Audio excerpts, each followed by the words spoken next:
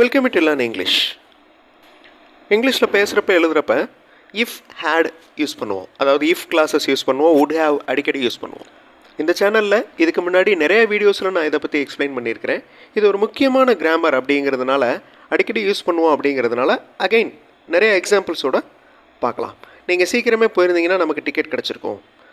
அவன் சரியாக பதில் சொல்லியிருந்தால் ஃபுல் மார்க் வாங்கியிருப்பான். இந்த மாதிரி நம்ம பேசுவோம்.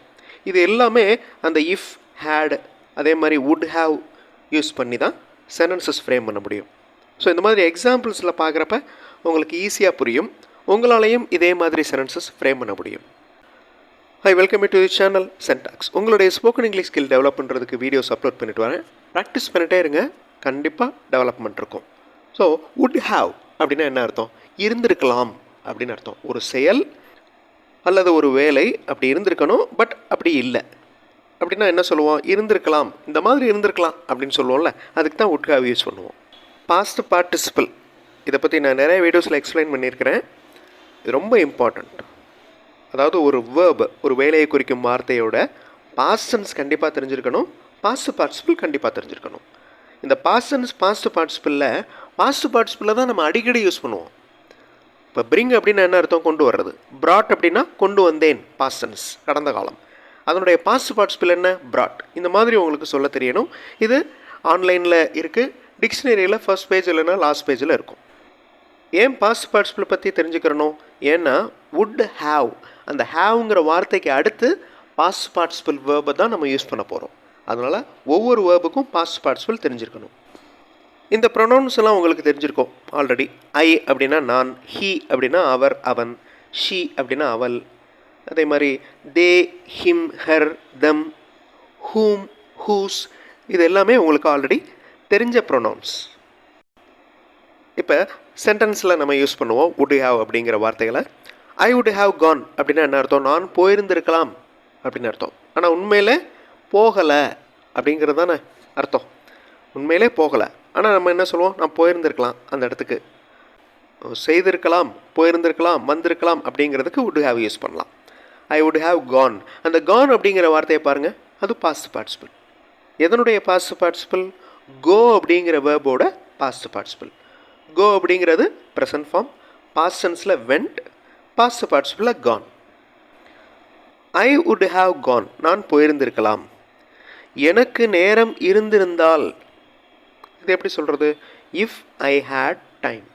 இந்த இடத்துல இஃப் கிளாஸ் யூஸ் பண்ணுறோம், if conditions. If I had time, எனக்கு நேரம் இருந்துருந்துச்சுன்னா ஐ வுட் ஹேவ் கான், நான் போயிருந்திருக்கலாம். If I had time I would have gone, நான் நேரம் இருந்துருந்துச்சுன்னா போயிருப்பேன். Okay, if I had time I would have gone, எனக்கு நேரம் இல்லை அப்படின்னு அர்த்தம். அவரை நீங்கள் சந்தித்திருந்தால், சந்திக்கலை, மீட் பண்ணலை, ஆனால் அவரை நீங்கள் மீட் பண்ணியிருந்தால் அது எப்படி சொல்கிறது? If you had met him we would have got a seat. இந்த சென்டென்ஸை பாருங்கள்.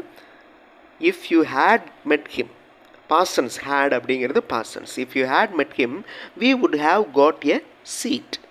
நம்மளுக்கு சீட் கிடைத்திருக்கலாம், கிடைச்சிருக்கும், ஆனால் இப்போ கிடைக்கல, ஏன்னா அவரை பார்க்கல அப்படின்னு அர்த்தம்.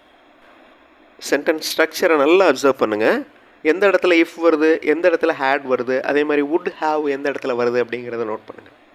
அவர் வீட்டை விட்டு சீக்கிரம் கிளம்பி இருந்தால் ட்ரெயினை பிடித்திருக்கலாம். If he had left earlier from home. இந்த லெஃப்ட் அப்படிங்கிற வார்த்தையும் பாஸ்ட் பார்ட்டிசிபிள் தான். ஓகே, இந்த ஹேஸ், ஹேவ், ஹேட் மூணுமே ஹேவ் வேர்ப்ஸ். அதுக்கு அடுத்து வர்ற வேர்ப் எப்போவுமே பாஸ்ட் பார்ட்டிசிபிளாக தான் இருக்கணும். இந்த லீவ் அப்படிங்கிற வேர்போட பாஸ்ட் பார்ட்டிசிபிள் தான் left. If he had left earlier from home he would have got the train. குழந்தைகள் வந்திருந்தால் அவங்க என்ஜாய் பண்ணியிருப்பாங்க. If children had come they would have enjoyed. இந்த என்ஜாய்டு அப்படிங்கிறது பாஸ்ட் பார்ட்டிசிபிள். ஆனால் பாஸ்ட் டென்ஸும் அதுதான்.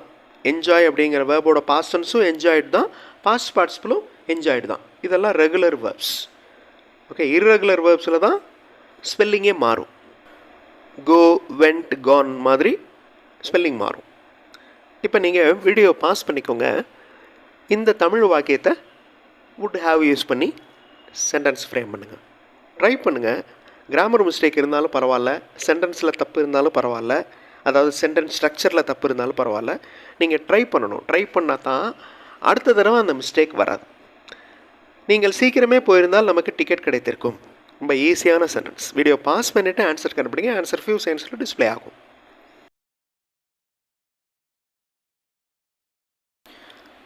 If you had gone earlier, நீங்கள் சீக்கிரமே போயிருந்தால், அந்த போயிருந்தால் அப்படிங்கிறது தான் if.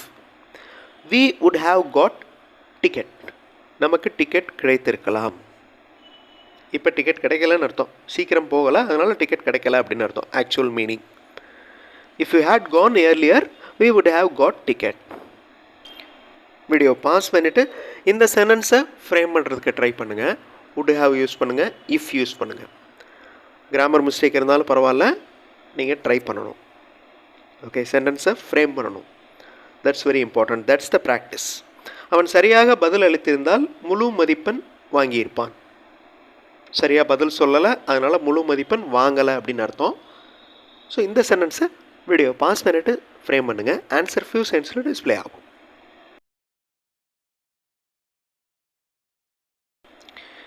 If he had replied correctly, he would have got full marks. Reply அப்படிங்கிற வேர்போட past participle replied. Past tense replied தான். If he had replied correctly, he would have got. Okay, get அப்படிங்கிற வேர்போட past participle got. He would have got full marks. Last sentence. நாம் முன்னதாக கவனித்திருந்தால் அதை நாம் சரி செய்திருக்கலாம். So கவனிக்கிறதுக்கு இங்கிலீஷில் என்ன யோசிங்க. முன்னதாக அப்படின்னா அதை நாம் சரி செய்திருக்கலாம். ஓகே, சரி செய்திருக்கலாம். இங்கிலீஷ் டேர்ம்ஸ் என்ன? வீடியோ பாஸ் பண்ணிவிட்டு ஆன்சர் கண்டுபிடிங்க. ட்ரை பண்ணுங்கள், கண்டிப்பாக உங்களால் முடியும். ஆன்சர் ஃபியூ செகண்ட்ஸில் டிஸ்பிளே ஆகும். ஆன்சர் பார்த்து தெரிஞ்சுக்கலாம் அப்படின்னு நினைக்க வேண்டாம். நீங்கள் ட்ரை பண்ணி அதில் என்ன மிஸ்டேக் வருதுங்கிறத பார்த்தா தான் உங்களுக்கு ப்ராக்டிஸ் ஆகும். வீடியோ பாஸ் பண்ணிக்கோங்க. ஆன்சர் ஃபியூ செகண்ட்ஸில் டிஸ்பிளே ஆகும்.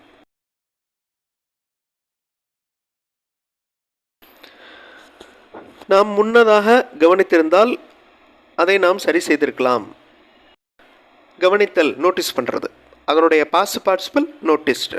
If we had noticed earlier, முன்னதாக, we would have corrected. Okay, corrected, சரி செய்திருக்கலாம். இந்த கரெக்டட் அப்படிங்கிற வார்த்தை தான் கரெக்ட் அப்படின்னு கிடையாது. ரெக்டிஃபைடு சொல்லலாம். ஓகே, சால்வ்டு அப்படின்னு சொல்லலாம். ஸோ நிறைய வார்த்தைகள் இருக்குது. So vocabulary is also very important to frame more sentences. So would have பற்றி நம்ம நிறைய வீடியோஸில் பார்த்துருக்குறோம். அதில் எக்ஸாம்பிள்ஸோட இந்த வீடியோவில் பார்த்தோம். அடுத்த வீடியோவில் இன்னொரு இம்பார்ட்டன்ட் கிராமரோட பார்க்கலாம். தேங்க்ஸ் ஃபார் வாட்சிங் and thanks for your valuable comments.